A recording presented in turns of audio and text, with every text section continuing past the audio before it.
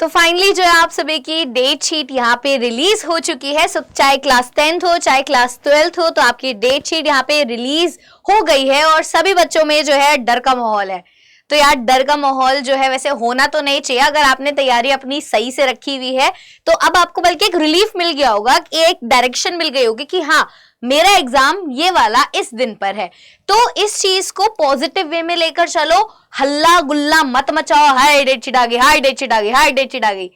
इससे कुछ नहीं हो जाएगा, चीजें नहीं बदलेगी। डेट शीट आ गई है, अब उसको पॉजिटिव वे में लेकर चलो और ये डिसाइड करो कि अब आगे क्या करना है, व्हाट नेक्स्ट। ये जो है आपका मेन क्वेश्चन होना चाहिए। तो व्हाट नेक्स्ट क्या होना चाहिए, तो उसमें मैं आपकी मदद करने वाली, बिकॉज मैं आपको बताने वाली हूँ कि अब आपको जो ये आपके पास जो बचा कुछ टाइम है, इसमें आपको अपना रोड मैप क्या बनाना है, आपको किस तरीके से आपको स्टेप्स लेने हैं, जिससे जो है आपका जो भी ड्रीम है, आपका जो भी एक पर्टिकुलर स्कोर आपके माइंड में, आप वो जो है यहाँ पे अचीव कर पाओ। सो मेरा नाम है आशीष शर्मा और मैं आपको यहाँ पे पॉलिटिकल साइंस पढ़ाती हूँ और ऑल्सो आपको जो है बेसिक ह्यूमैनिटीज और सीयूईटी चीजों के लिए गाइड भी करती हूँ। तो स्टार्ट करते हैं वीडियो और डिस्कस करते हैं कि आखिरकार डेट शीट आउट होने के बाद आपका नेक्स्ट स्टेप क्या हो जाना चाहिए। तो देखो यार, अगर हम बात करें तो आपके जो एग्जाम है वो कब से स्टार्ट हो रहे हैं, लगभग 17 फरवरी 17 फरवरी से आपके एग्जाम्स जो है यहाँ पे स्टार्ट हो रहे हैं और अप्रैल स्टार्टिंग तक आपके जो है एग्जाम्स चलने वाले हैं। तो लगभग आप लगा लो 1.5 मंथ आपके एग्जाम्स चलेंगे। और अगर आप अभी से टाइम लगाओगे, अगर अक्टूबर से अगर आप फरवरी तक का टाइम देखते हो, तो अप्रोक्सीमेटली 5 महीने आपके पास बचते हैं रफ। और ये 5 महीने में से आप 2 महीने तो निकाल ही दो यार। 2 महीने तो ऐसे कि जो आपके यूजलेस है, इनमें आपके फेस्टिवल्स आएंगे, इसमें आपके जो है फेयरवेल आएगा, इसमें आपके कोई नाना के इसके उसकी जो है शादियां वादी आएगी, जो भी है, ठीक है। तो बहुत सारी चीजें आपकी आएगी और 2 महीनों में आपके यार बोर्ड एग्जाम्स, मतलब बहुत प्री बोर्ड होते हैं, कोई सबमिशंस होते हैं, प्रैक्टिकल्स होते हैं। तो आप 5 में से 2 महीने तो निकाल ही दो, 5 में से 2 महीने माइनस कर ही दो, तो सीधा आपके पास जो प्रॉपर मंथ बचे हैं अपने सिलेबस को पूरे करने के लिए, प्रैक्टिस करने के लिए, जेन्युइनली पढ़ाई करने के लिए, वो आपके यहाँ पे सिर्फ और सिर्फ 3 महीने है। और ये 3 महीने कब बह जाएंगे पता नहीं चलेगा, पता भी नहीं चलेगा और तुम बस देखते रह जाओगे और फिर बाद में जो रिग्रेट करोगे। तो इन 3 महीनों को आपको बहुत अच्छे से यूटिलाइज करना है, तभी ये वीडियो मैं आपके लिए लेकर आई हूँ, वरना मैं ना लेकर आती, बिकॉज बहुत सारे बच्चों को प्लान बनाना नहीं आता यार। हम तो देखो एक्सपर्ट है, हम तो आपको जो है बहुत साल से बच्चों को गाइड कर रहे हैं, तो वी नो कि अब आपको कैसे कैसे चीजों को करना है। तो यहाँ पे मैं एक बार डेट शीट भी दिखा देती हूँ, जो हमारे ह्यूमैनिटीज के बच्चे हैं तो उनको थोड़ा पता चल जाएगा कि उनके एग्जाम्स कब कब है। सो अगर आपके पास ज्योग्राफी है तो ज्योग्राफी का एग्जाम आपका 26 फरवरी को होने वाला है। अगर आपके पास इंग्लिश तो वो 12 मार्च को एग्जाम होने वाला है। अगर आपके पास इकोनॉमिक्स है तो 18 मार्च पे आपका इकोनॉमिक्स का पेपर होगा। अगर आपके पास 23 पॉलिटिकल साइंस है तो 23 मार्च को आपका पॉलिटिकल साइंस का पेपर होने वाला है। और अगर आपके पास हिस्ट्री है तो वो पेपर आपका 30 मार्च को होने वाला है। और देखो बोर्ड एग्जाम्स खत्म होते ही आपके पास इतना सा टाइम होता है और उसके बाद ही आ जाते हैं आपके सीयूईटी के एग्जाम्स, ठीक है। उसके बाद आपके आ जाते हैं सीयूईटी के एग्जाम। तो बहुत सारे बच्चे होते हैं जो सीयूईटी का एग्जाम भी जो है देते हैं, ठीक है। तो यहाँ पे बट मैं आज जो है सिर्फ ह्यूमैनिटीज का जो बोर्ड का एग्जाम है वो डिस्कस कर रही हूँ, बट साइड बाय साइड थोड़ा सा हिंट देती रहूंगी कि आप सीयूईटी की भी तैयारी यहाँ पे आप कैसे कर सकते हो। तो देखो यार, तुम्हें क्या कर लेना है, अपना जो है पूरा जो तैयारी है उसको 4 फेजेस में आप बांट लीजिए। एक बड़ा प्लान तो नहीं बना सकते हम, छोटे छोटे प्लान्स बनाएंगे, 4 प्लान बनाएंगे, उनको आपको स्टेप बाय स्टेप यहाँ पे पूरा करना है, ठीक है। पहला फेज आपका क्या होगा, पहला फेज आपका होगा सिलेबस कंप्लीशन, कि भैया पहले तो सिलेबस ही कंप्लीट कर लो यार, तुम लोगों का सिलेबस ही कंप्लीट नहीं हुआ है। तो मैक्स टू मैक्स दिसंबर, उसके बाद आपका सिलेबस रहना नहीं चाहिए। बहुत सारे बच्चों का तो सिलेबस कंप्लीट हो गया है, but there are still so many people, so many students जिनका सिलेबस अभी कंप्लीट नहीं हुआ है because of an number of reasons. तो आप जो है अपना सिलेबस कंप्लीट कीजिए, ठीक है, फेज 1 में। फेज 2 में आपको जो है क्या करना है, अपनी पहली रिवीजन बंद करनी है और अपने नोट्स को जो है कंपाइल करके एक जगह पे भैया रख देना है कि ये मेरी जमा कुंजी है, यही मेरे को आगे जो है काम आने वाली है, ठीक है।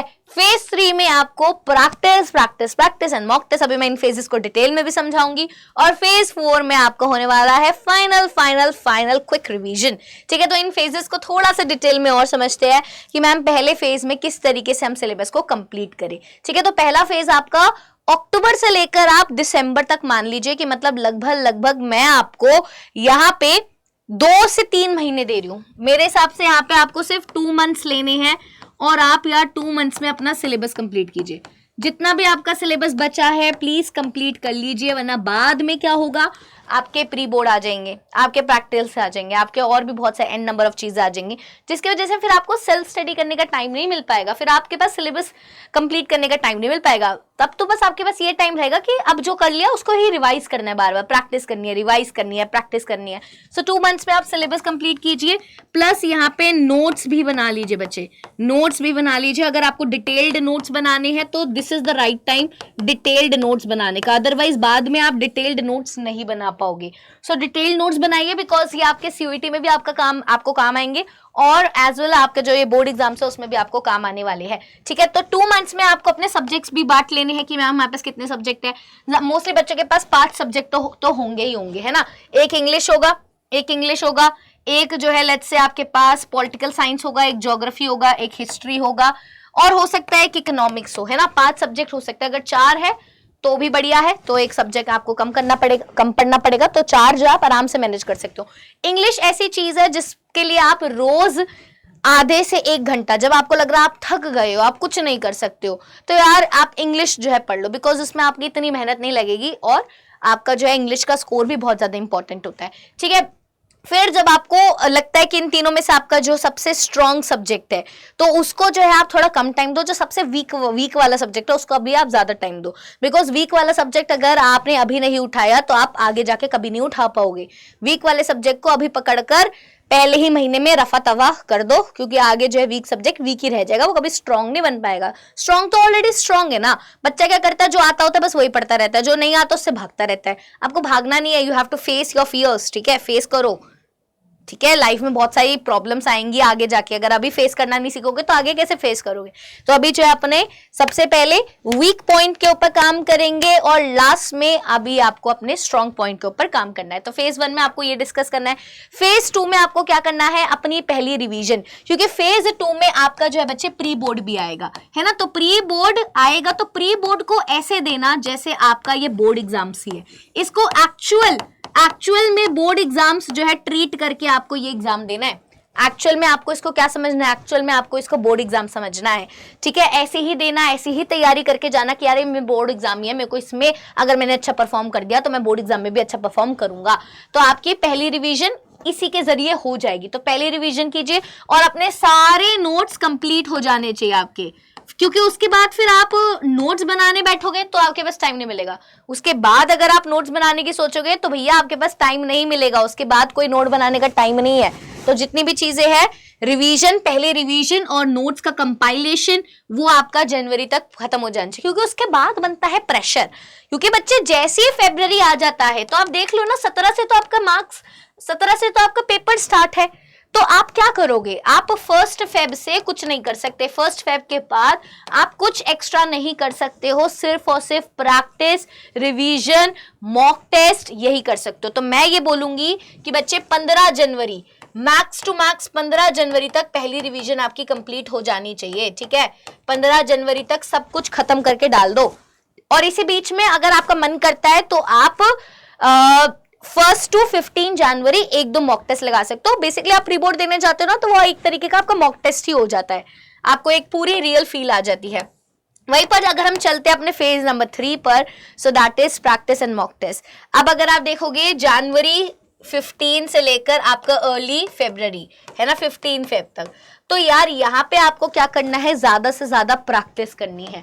प्रैक्टिस कीजिए, यहाँ पे आप कीजिए। यहाँ पे आप जो है माइंड मैप्स वगैरह बना सकते हैं। यहाँ पे आप अपने माइंड मैप्स, ठीक है, टाइमलाइंस, यहाँ पे बनाइए, इस टाइम पीरियड में बनाइए, क्योंकि अब आपको पता चल गया कि आपका कहाँ पे आपको जो है शॉर्ट नोट्स चाहिए। अब आपका पूरा सिलेबस तो कंप्लीट है। अब अगर आपको छोटे वाले नोट्स बनाने हैं, so this is the time जब आप अपने पेपर दीजिए, अपना पेपर दीजिए, मॉक टेस्ट दीजिए, अपनी कमियों को रियलाइज कीजिए और उन कमियों को ध्यान में रखते हुए अपने माइंड मैप्स और अपने टाइमलाइन जो है यहाँ पे बनाइए, जो कि आपके एग्जाम टाइम के लिए आपके पास जो है हैंडी रहेंगे। ठीक है, तो ये आपको करना है। फिर तो फाइनली बच्चे आपका एग्जाम ही आ जाना है ना, एग्जाम ही आ जाना है। सो यहाँ पे अगर आप देखोगे मिड से लेट फरवरी, अगर आपके पास ज्योग्राफी वगैरह नहीं है मेंस, तो मेन आपके एग्जाम जब मार्च से स्टार्ट हो रहे हैं, पहले इंग्लिश के एग्जाम से। सो लास्ट में तो बस आपको रिवीजन, जितनी बार आप रिवीजन करोगे उतना बेहतर आपकी परफॉर्मेंस होगी। Repeated revision. अगर आप एमसीक्यू ज्यादा से ज्यादा सॉल्व कीजिए, क्योंकि बच्चों के 2 मार्कर 4 मार्कर तो वो कर लेते हैं, फिर भी एमसीक्यूज में यहाँ पे मार्क्स कर जाते हैं, जिसकी वजह से बच्चों के 98 आ जाते हैं, 97 आ जाते हैं, बट फुल मार्क्स नहीं आ पाते हैं। ठीक है, तो एमसीक्यूज करिए। और साथ में बच्चे इसी बीच में आपको सीयूईटी को भी थोड़ा थोड़ा मैनेज करना है। सीयूईटी को बिल्कुल भी कोने में नहीं डाल देना है, बिकॉज बाद में जैसे आपका ये अप्रैल, आपका जो मार्च खत्म होगा और अप्रैल स्टार्ट हो जाएगा, तो आपका क्या आ जाएगा भैया, सीयूईटी का भी प्रेशर क्रिएट हो जाएगा। और मैंने बहुत बच्चे देखे हैं जो बोर्ड एग्जाम में बहुत अच्छा परफॉर्म करते हैं, बट सीयूईटी में पता नहीं क्या कर देते हैं भैया, इतनी गंदी परफॉर्मेंस देते हैं। ऐसा लगता है कि यही बच्चा था ना जो टॉपर था, जो बोर्ड एग्जाम में टॉप किया था। सो ये होता है ओवर कॉन्फिडेंस। बच्चे जो अगर आपने बोर्ड एग्जाम में टॉप कर लिया तो इसका कुछ नहीं है। सीयूईटी एक असली जो है आपको रियलिटी दिखाएगा, बिकॉज वो एक ऑब्जेक्टिव एग्जाम है। ऑब्जेक्टिव एग्जाम में पता चलता है कि यार आपके कॉन्सेप्ट कितने क्लियर है, आप कम टाइम में कितनी स्पीड और एक्यूरेसी के साथ जो आप आंसर दे पा रहे हो। ठीक है, सो फाइनल फेज में आपको ये सारी चीजें करनी है। वहीं पर बच्चे, अगर आपको जो है हमारे बैचेस चाहिए और अगर आप चाहते हो कि आपकी तैयारी में हम आपकी कुछ मदद कर पाए, सो हमारे पास सीयूईटी के भी बैचेस है। ऑल्सो क्लास 12th के लिए भी हमारे पास बैचेस है, तो आप उनको खरीदने के लिए यहाँ पे ASHI40 कोड यूज करके परचेज कर सकते हो। मैं दिखा देती हूँ कि कैसे परचेज करोगी। Also this is my Telegram channel guys, तो आप इसको जो है जल्दी से फॉलो कर लीजिए, जिससे आप सब लोग मेरे साथ जुड़े रह सके और आपकी कोई भी दिक्कत परेशानी हो तो वो मैं उसको सॉल्व कर सकूं। ऑल्सो बच्चे, यहाँ पर आपको अगर कोई डाउट है, कोई कंफ्यूजन है, कोई गाइडेंस चाहिए, तो ये मेरी ईमेल आईडी है, आप इस पे कांटेक्ट कर सकते हैं मेरे से, ashi.sharma@adda247.com। रही बात कि मैम अभी करंटली हमारे पास कौन कौन से बैचेस अवेलेबल है जो जिससे आप तैयारी कर सकते हो, तो वो मैं एक बार आपको जो है दिखा देती हूँ। आपको adda247 की वेबसाइट पे जाना है बच्चे, या फिर आप ऐप डाउनलोड कर सकते हैं। आपको ऑल कोर्सेज पे जाना है और आप यहाँ पे जाओगे स्कूल K-12 पे जाओगे अगर आप बोर्ड्स की तैयारी कर रहे हो, और आप यहाँ पे देखोगे CBSE बोर्ड क्लास 12। तो सबसे लेटेस्ट बैच जो आपको यहाँ पे दिखाई दे रहा है, आर्ट्स, साइंस, कॉमर्स, तो अगर आप आर्ट्स के स्टूडेंट है तो आप आर्ट्स वाले पे जाएंगे। ठीक है, कितना कम प्राइस है यार, 4499, और अभी इसी प्राइस को हम और भी कम करेंगे। ठीक है, तो अगर आप यहाँ पे मेरा नाम यूज करते हो, मेरा नाम है आशी40, अगर आप यहाँ पे कूपन कोड लगाते हो बच्चे, तो आपको ये बैच 4314 में पड़ेगा। देख रहे हो प्राइस जो है यहाँ पे और कम हो गया है, फटाक से यहाँ पे कम हो गया है। सो जल्दी से जाके आप इस बैच में इनरोल कर सकते हो और अपनी तैयारी जो अगर आपने अभी स्टार्ट नहीं करी है उसको विदिन 2 to 3 मंथ्स में आप कंप्लीट कर लोगे। इस बैच के थ्रू आप 2 to 3 मंथ्स में अपना तैयारी, अपना कोर्स जो है पूरा कंप्लीट कर सकते हो। ठीक है, तो यहाँ पे, और अगर आपको बैच लेने में कोई दिक्कत आ रही है आपको, या फिर गाइडेंस चाहिए कि मैम मेरे लिए बेस्ट बैच कौन सा रहेगा, मैं सीयूटी की भी तैयारी करना चाहता हूँ और बोर्ड्स की भी, तो बच्चे सीयूटी और बोर्ड्स के लिए भी मैं आपको बैच बता देती हूँ। अगर आप सीयूटी बोर्ड्स दोनों की तैयारी करना चाहते हो तो आपको क्या करना है बच्चे, सीयूटी अड्डा सीयूटी पे जाओगे, सीयूटी आर्ट्स पे जाओगे। So this is the latest batch, delta reloaded. ठीक है, तो इसमें आपकी सीयूटी प्लस क्लास 12 दोनों की तैयारी हो जाएगी। ये आपको कितने का पड़ेगा, यहाँ पे भी आप ASHI40 अगर आप लगाओगे तो ये आपको 8150 का पड़ेगा। डिस्काउंट के बाद आपको ये 8150 का आपको यहाँ पे जाइए पड़ेगा। ऑल्सो अगर आप ऐप से लोगे ना तो कोड लगा लेना, ऊपर से कुछ ना कॉइन्स होते हैं वो भी लगा लेना, तो आपको ये 7999 समथिंग का जो है पड़ जाएगा। ठीक है, तो यहाँ पे आज के लिए यार इतना ही, मैंने आपको सारी चीजें बता दी है। अब आपको इसको इम्प्लीमेंट करना है। इम्प्लीमेंट करना यार तुम्हारे पास है। अब मैं तो तुम्हारे घर आऊंगी नहीं देखने की कौन कौन कर रहा है या नहीं, तो आप बताइए कि आप इसको कितना इम्प्लीमेंट करने के लिए रेडी है। आप मुझे कॉमेंट सेक्शन में बताइए कि किस एग्जाम को लेकर आप सबसे ज्यादा टेंस है, कौन सा आपका सबसे स्ट्रॉन्गेस्ट सब्जेक्ट है और कौन सा आपका सबसे वीकेस्ट सब्जेक्ट है। Do let me know in the comment section, फिर बात करते हैं उन सब्जेक्ट्स को उठाकर जो कुछ वीडियोस बनाते हैं, है ना। तो मिलता है अपने नेक्स्ट वीडियो में। Till then take care, bye bye and all the best. तैयारी करो।